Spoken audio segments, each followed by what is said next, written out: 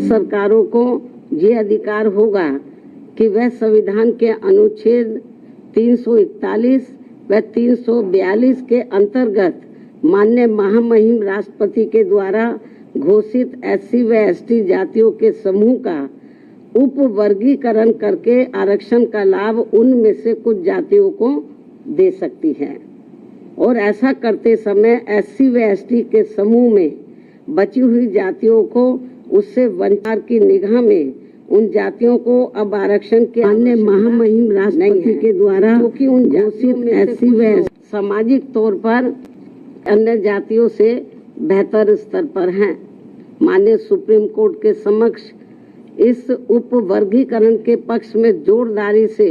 दलील रखते समय बीजेपी द्वारा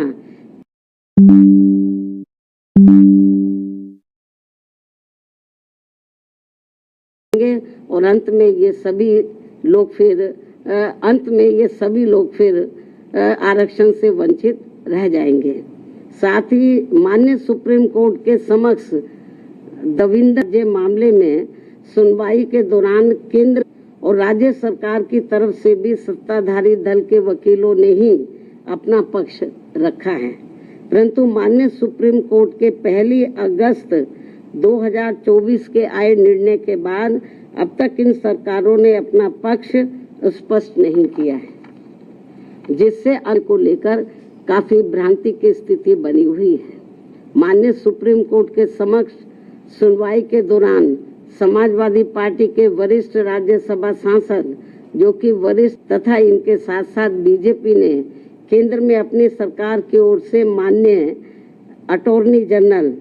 व सॉलिसिटर जनरल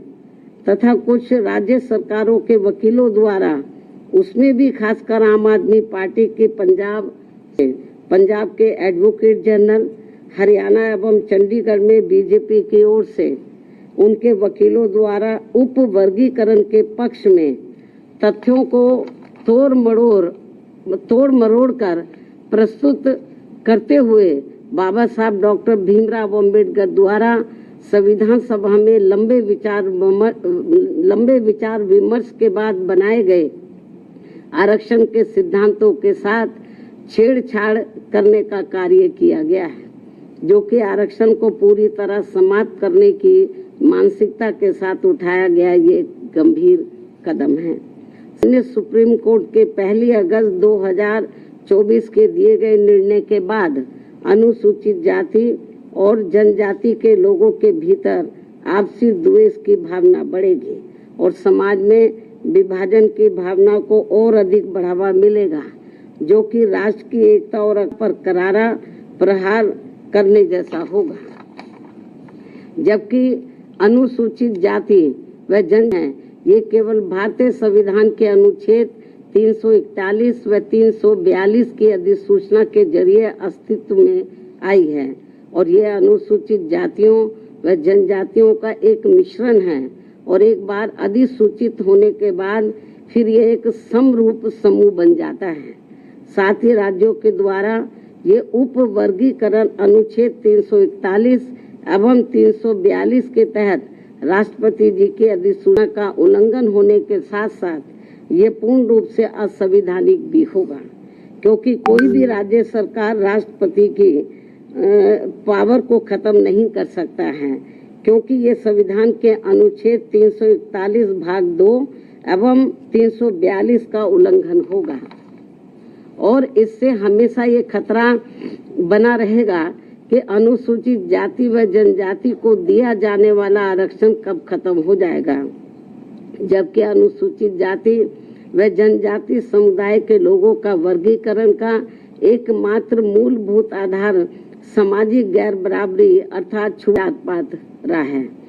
ऐतिहासिक तौर पर सामाजिक गैर बराबरी की वजह से ही आरक्षण दिया गया है, तो ऐसे में जाति के आधार पर प्रताड़ना झेलने वाले समुदाय के बीच आरक्षण का बंटवारा करना ये पूर्ण रूप से अनुचित, असंवैधानिक व गलत है, क्योंकि दलितों व आदिवासियों के लिए आरक्षण का उद्देश्य जात पात व छुआछूत की बुराइयों को दूर करना था। साथ ही दिनांक 1 अगस्त 2024 के माननीय सुप्रीम कोर्ट के निर्णय अनुसार अब राज्य सरकारें अनुसूचित जाति व जनजाति का उप वर्गीकरण कर सकते हैं, जो कि असंवैधानिक है एवं उचित नहीं है। इतना ही नहीं बल्कि अनुसूचित जाति एवं जनजाति समुदाय का उप वर्गीकरण, जिसे माननीय सुप्रीम कोर्ट ने अनुमति दे दी है, इसे अब राजनीतिक दलों द्वारा राजनीतिक हथियार के रूप में उपयोग किया जाएगा। जहां एक तरफ राजनीतिक दल अपने राजनीतिक उद्देश्यों को पूरा करने के लिए कुछ अनुसूचित जाति व जनजाति वर्गों को हाशिए पर धकेल देंगे और उनके लिए पक्षपात का माहौल बनाकर अपना उद्देश्य पूरा करेंगे, तो वहीं दूसरी तरफ अनुसूचित जाति एवं जनजाति के इस उप वर्गीकरण के कारण काफी पद रिक्त रह जाएंगे और आगे चलकर फिर उन पदों के अनारक्षित श्रेणी में तब्दीली हो जाने की प्रबल संभावनाएं होंगी। अतः जिस मुख्य उद्देश्य के लिए परम पूज्य बाबा साहब डॉक्टर भीमराव अंबेडकर ने संविधान के तहत अनुसूचित जाति एवं जनजाति वर्ग को आरक्षण दिया था, उसे अब एक प्रकार से प्रभावहीन बना दिया जाएगा, अर्थात खत्म कर दिया जाएगा। वैसे भी खासकर बीजेपी, कांग्रेस व समाजवादी पार्टी आदि हमेशा से ही एसटी वर्गों को मिल रहे आरक्षण के विरुद्ध रहे हैं और इसलिए इनके वकीलों ने उप वर्गीकरण की काफी जोरदारी से कोर्ट के सामने अपनी दलीलें भी रखी हैं और इसे खत्म करने की सिफारिश में ये पार्टियां हमेशा प्रयासरत रहती हैं। समाजवादी पार्टी ने तो संसद के भीतर ही पदोन्नति में आरक्षण संबंधी बिल को ही बीजेपी और कांग्रेस की मिली भगत से फाड़ दिया था, जिसे आज तक केंद्र सरकार संसद में दोबारा नहीं ला सकी है, जिसकी वजह से माननीय सुप्रीम कोर्ट के नागराज के निर्णय एससी व एसटी कर्मचारियों को पदोन्नति में आरक्षण संबंधी लाभ से वंचित रहना पड़ा है तथा अब इसी प्रकार से इस नए निर्णय दिनांक 1 अगस्त 2024 के तहत अंत में हमेशा के लिए ही इन वर्गों को आरक्षण से वंचित रहेगा और इससे फिर बीजेपी, कांग्रेस व समाजवादी पार्टी आदि को आरक्षण खत्म करने के लिए इन्हें संविधान बदलने की भी जरूरत नहीं पड़ेगी। और यही कारण है कि इन पार्टियों ने केंद्र सरकार व राज्य सरकारों की तरफ से उचित पैरवी भी नहीं की है और काफी कुछ उप वर्गीकरण के पक्ष में दलीलें रखी हैं, जिससे कि मौजूदा चल रहे आरक्षण के विरुद्ध निर्णय आए। और ये एनडीए व इंडिया अलायंस की सभी पार्टियों की नीयत ठीक होती और वो एससी व एसटी को मिल रहे आरक्षण में छेड़छाड़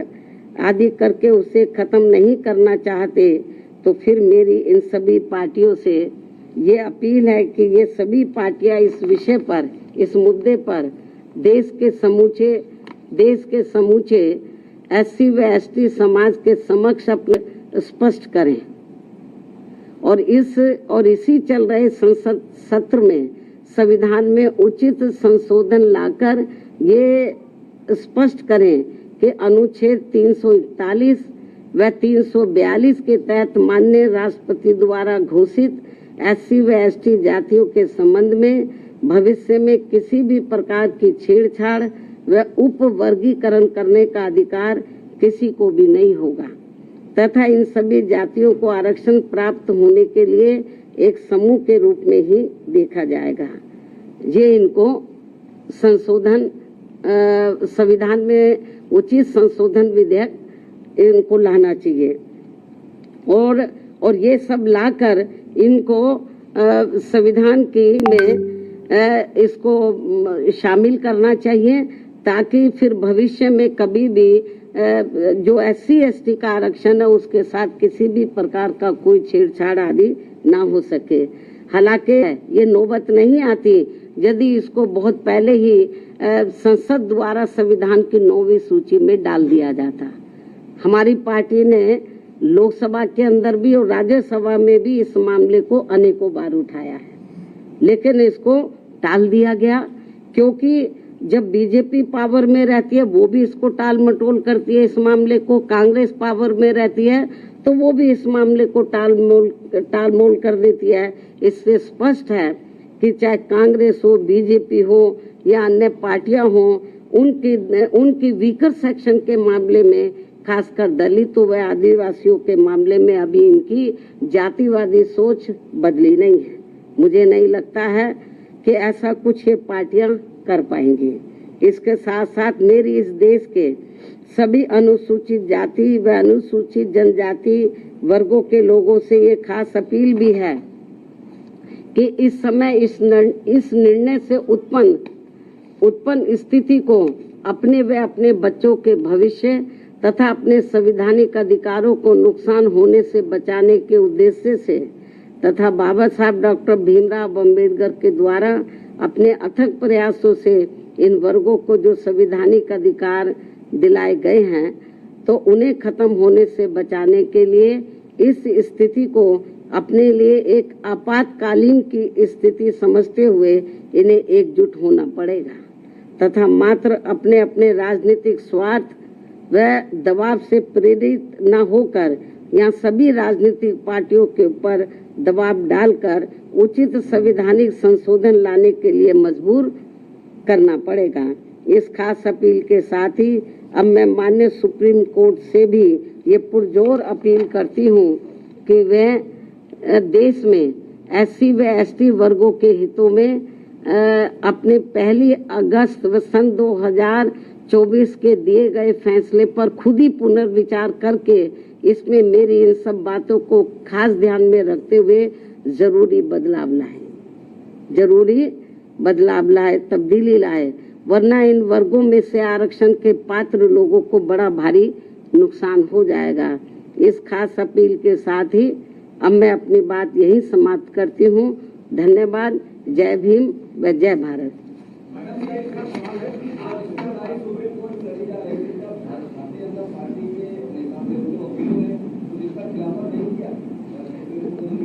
नहीं, उसका खिलाफत इन्होंने नहीं किया। वो पूरा उन्होंने तो बल्कि इस मामले में वो ऐसी दलीलें रखते रहे कि जिससे माननीय सुप्रीम कोर्ट को ये फैसला देने में उनको और मदद मिल गई। चाहे तो कांग्रेस की ओर से वकील खड़े हुए या सरकार की ओर से खड़े हुए हों, इन्होंने एक प्रकार से माननीय सुप्रीम कोर्ट की मदद ही की है इस मामले में। तो इससे जाहिर हो जाता है कि इनकी इंटेंशन सही नहीं है और ये लोग SC और ST को जो रिजर्वेशन मिल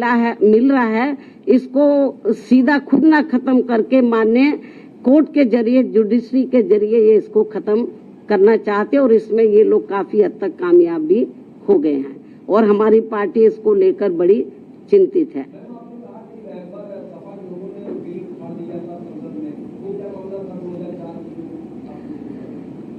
जो SC ST का पदोन्नति में जो आरक्षण का मामला था तो वो लगभग खत्म सा हो गया था। उसको प्रभावी बनाने के लिए हमारी पार्टी ने उस समय सेंटर में कांग्रेस की सरकार थी, उनके ऊपर दबाव बनाया कि आप इसमें संशोधन विधेयक लाइए और पदोन्नति में आरक्षण को पुनः प्रभावशाली बनाया जाए। जब ये बिल लाया गया तो कांग्रेस नहीं चाहती थी कि SC ST वर्गों के कर्मचारियों को पदोन्नति में आरक्षण का लाभ मिले। तो कांग्रेस उस समय पावर में थी, तो कांग्रेस और बीजेपी खुद ना आगे आकर उन्होंने समाजवादी पार्टी के जो सांसद हैं उनको आगे किया और उनकी मिली भगत से उन्होंने इस बिल को फाड़ा और इस बिल को पास नहीं होने दिया और अभी तक ये बिल पास नहीं हुआ है। कोई आपकी पार्टी इसके फैसले के खिलाफ कोई आंदोलन, कोई अभियान? नहीं, अभी आंदोलन मैं आपको जो बताया ना कि हम लोग तो बीजेपी कांग्रेस को ही कोस सकते हैं,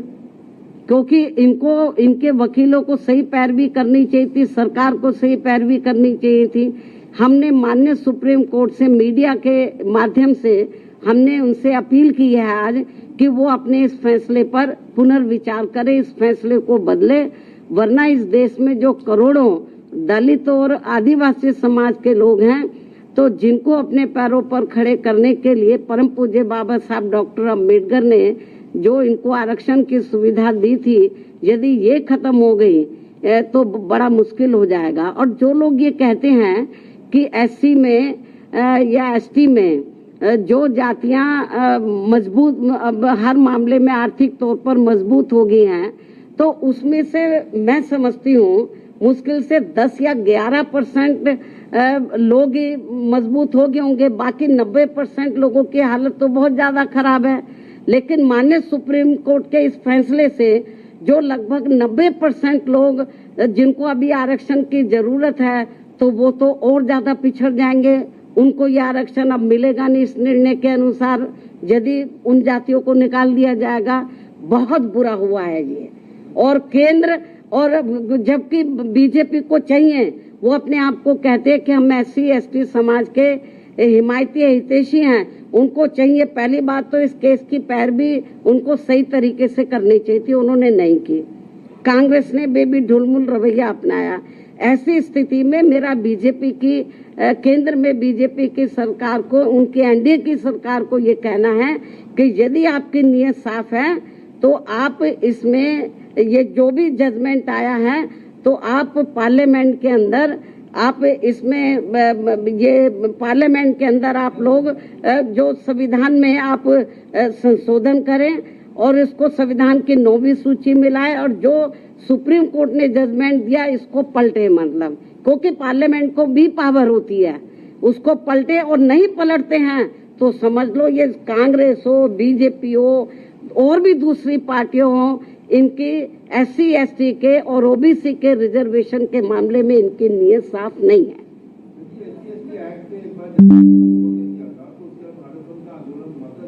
अभी आप रिजर्वेशन की बात करो, विषय को डाइवर्ट मत करो। आपको ऐसा नहीं लगता कि जैसे उत्तर प्रदेश के अगर हम लोग कॉन्टेक्स्ट में बात कर लें कि शेड्यूल कास्ट में जैसे जाटव जो बिरादरी है वो थोड़ी सी मजबूत हो गई है, और वाल्मीकि की बात, मेरी बात सुनो, जो जाटव या जाटव से मिलती जुलती जो और जातियां हैं, यदि उनमें से कुछ लोग आर्थिक तौर पर मजबूत हो भी गए हैं, पूरा समाज तो नहीं हुआ है। हम ये नहीं कहते कि जो मजबूत हो गए हैं आप क्रीमी लेयर के जरिए आप उनको मत दो वो फायदा, मतलब हम कोई उसके पक्षधर नहीं है, लेकिन 90% लोगों की तो हालत बहुत ज्यादा खराब है, उनको तो रिजर्वेशन मिलना चाहिए। और जो 9-10% जो जाटव या इससे मिलती जुलती जातियों की स्थिति, आर्थिक स्थिति सुधर भी गई है, लेकिन समाज में तो आज भी जातिवादी लोग उनको पुराने नजरिए से देखते हैं, जात पात तरीके से देखते हैं, इसलिए अभी इन सबको रिजर्वेशन की बहुत ज्यादा सख्त जरूरत है। नहीं, अभी ये तो माननीय सुप्रीम कोर्ट को बताना चाहिए था ना, हम लोग तो नहीं करेंगे। सुप्रीम कोर्ट ने कोई इसका पैमाना अभी तय किया नहीं है, बहुत ढुलमुल ये जजमेंट है। और इस तरीके से इसकी आड़ में राज्य सरकारें जो एससी एसटी को अभी तक रिजर्वेशन मिल रहा है इसको बिल्कुल निष्प्रभावी बना देंगी, ना के बराबर इसको कर देंगी, लोगों को कोई इसका लाभ नहीं मिलेगा। नहीं, हमारे को तो उन्होंने कब बुलाया ही नहीं, जबकि हमारी पार्टी इनके लिए लड़ाई लड़ती रही है। हमको भी बुलाते तो हमारी ओर से वकील जरूर जाता।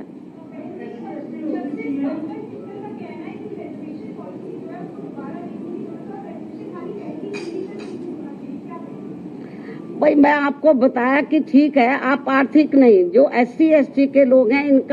इनको जो रिजर्वेशन मिला है, जो शैक्षणिक सामाजिक और आर्थिक गैर बराबर हैं, इस आधार पर मिला। तो सामाजिक जो दृष्टिकोण है इन वर्गों के मामले में वो अभी लोगों का बदला नहीं है, इसलिए इनको अभी रिजर्वेशन मिलना बहुत जरूरी है।